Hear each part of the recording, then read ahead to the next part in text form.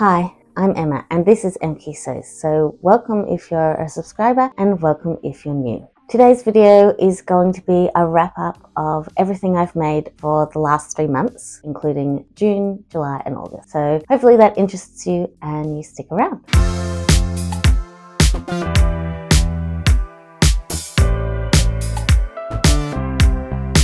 I've just added up everything that I made and I think it totals 18 items. Any that I've already talked about on a previous video, I'm just going to gloss over and I'm going to go a bit more in depth into the items that I haven't talked to you about before. And I'll be sure to link the videos or anything that I have discussed down in the description. When I've got a video down in the description, you'll see this on the screen and you'll know that you can look down in the description for a video leading to more about that item.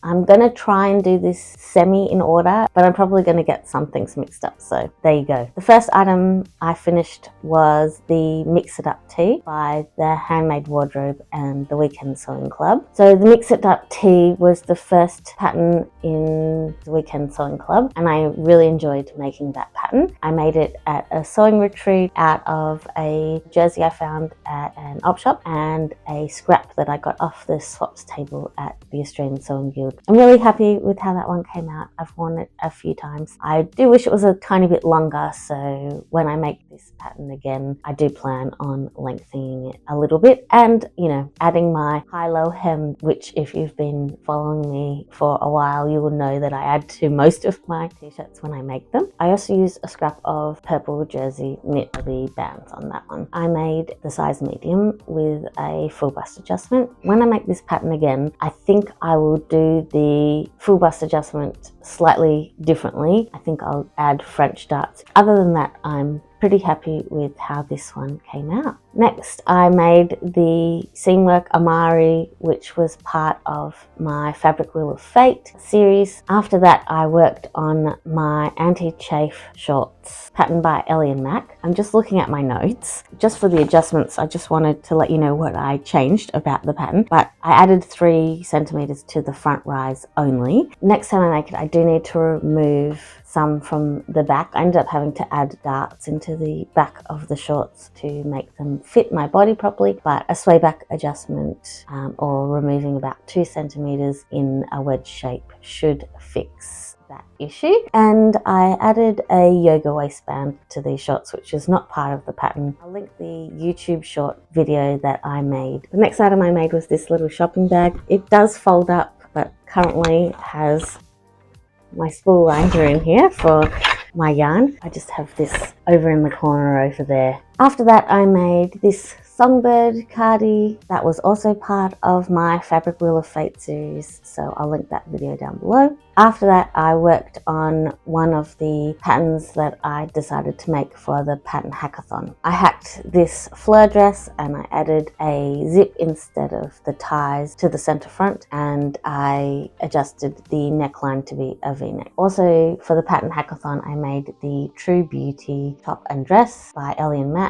and it has quite a tight fitting bodice and I just turned it into a tent dress. So that was the other pattern that I hacked for the pattern hackathon. Then I made the first raised dress, which is a pattern by my Handmade Wardrobe for the Weekend Sewing Club, and that was also part of my Fabric Wheel of Fate series. I quite like this one and I'm really looking forward to the weather warming up here in Melbourne, Australia, so that I get to wear this one a little bit. I think it's really cute. Next, I made this. I needed something to hold my crochet down in our family room, so I made this. I'd seen something similar in an op shop and decided that I could make it myself, so I did. I'm hoping to put together a tutorial at some point so that you can make one too, should you want to make a bag basket like this for your crochet or project. I'm finding it really useful. I can carry it from room to room if I want to, and all my crochet bits stay together inside. I'm really happy with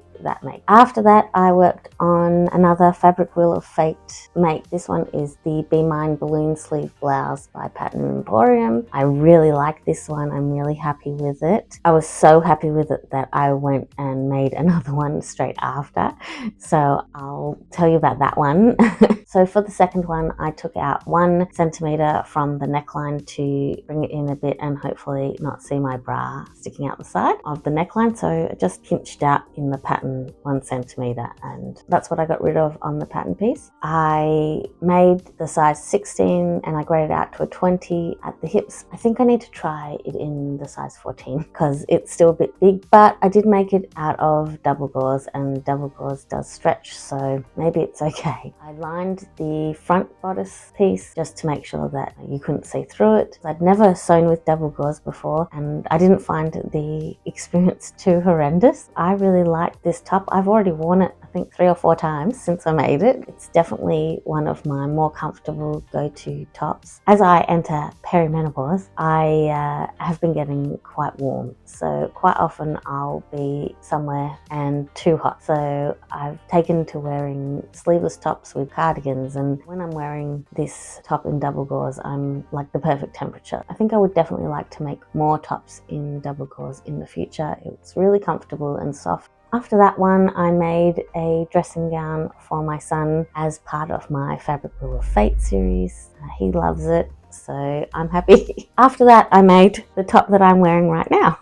This is the Remy sweater by Petite Stitchery. I really like this one. I finished this top and then I went to wear it, and the neckline was absolutely choking me. So I took the neckband partially off, trimmed the neckline, reattached the neckline, and I thought, yep, this is fine. This is okay. And then I went to wear it again and I'm like, no, this is still too high. So I took the whole neckband off. I recut the whole neckline much lower. I added a bit to the neckband so that it would stretch the entire way, and reattached it, and we have this top, which I am loving the neckline of now. I've worn this top quite a few times since I made it, so yeah, I'm really happy with this one. I will be making more in the future. I did lengthen the hemline by about 4.5 inches. I made the size extra large, and I actually think it's an okay size. It's perhaps a slightly too big, so I could possibly go down a size. I found this purple knit at the op shop and I just used a different purple scrap for the bands. It has a ruched section and I used the same purple for the bands as one of the ties in the ruching to tie it all together. After that, I made this side tie top for the Weekend Sewing Club. It is a woven pattern, but I made it in jersey. I added French darts to this side tie top. I also deepened the V neckline, and I just made a note that I need to add a little bit more length next time because I prefer my t-shirts a little bit longer. And I added a neckband to the V neckline, so that was that one. After that, I made my Brandy balloon sleeve blouse. I really like this one. I've worn this one a lot. I like the colors. I transformed this one from a dress into the top, and it took a little bit of piecing together, but ultimately I'm really happy with this one. After that, I worked on my O Scrap Challenge item, which is the Rise and Shine top by Pattern Emporium. The animal print fabric is a fabric I got from my mother-in-law's friend, and then the dark green fabric is from the Australian Sewing Guild swap table, which I picked up at some point. The second last sewing item that I made was the long sleeve side tie top, which I had adjusted to add long sleeves to. The last sewing item I'm actually going to save for the very end, so I'm just going to take a couple minutes and talk about my 2 crochet makes. I made this scarf, which I've worn quite a bit. It's really warm and soft. I really like that one. And I also recently finished this, and I haven't had a chance to take any photos of it yet, but it's a nice big scarf, and I'll link the pattern that I used as a guide down below, but I actually made it both wider, longer, and I added tassels to it, so it's not actually like that pattern anymore, but I'm really happy with it, and I've already worn it a few times as well. And the last thing that I want to talk to you about is really special. I'm giving you a little sneak peek into the next pattern for the Weekend Sewing Club. Memberships opened for next month on the 20th. You should be able to join now if you want to, and the good thing is that you get all the past month's patterns as well as the next month's pattern. So I've already made next month's pattern, and it's this one. This is the Sundown Cover Up jacket. So you're getting the first look at this one. So let me tell you a little bit about the adjustments that I made. So this is the size medium, and I did add a 3 centimeter full bust adjustment to this one. I needed some more width over the bust, but I think maybe it would have been fine without it because it is just a cover up and I don't have to be able to do it up. But I mean, I'm glad I can actually do it up. So I also lengthened this one by 5 inches. So it doesn't finish at high hip, but it finishes sort of at the top of my thighs. I just prefer that sort of length in a lot of my cardigans and jackets, so I decided to add that in. I added 1 buttonhole with 1 button to the front to hold it closed should I want it closed. I also added little buttons on the pockets.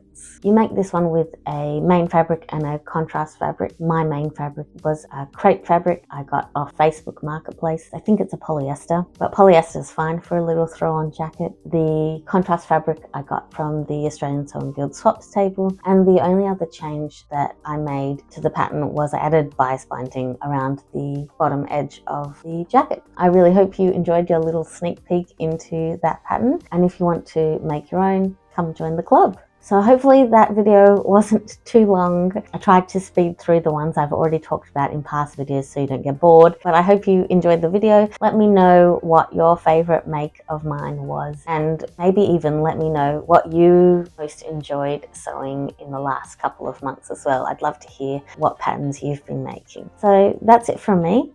I hope you have a creative day, and I'll see you next time. Bye!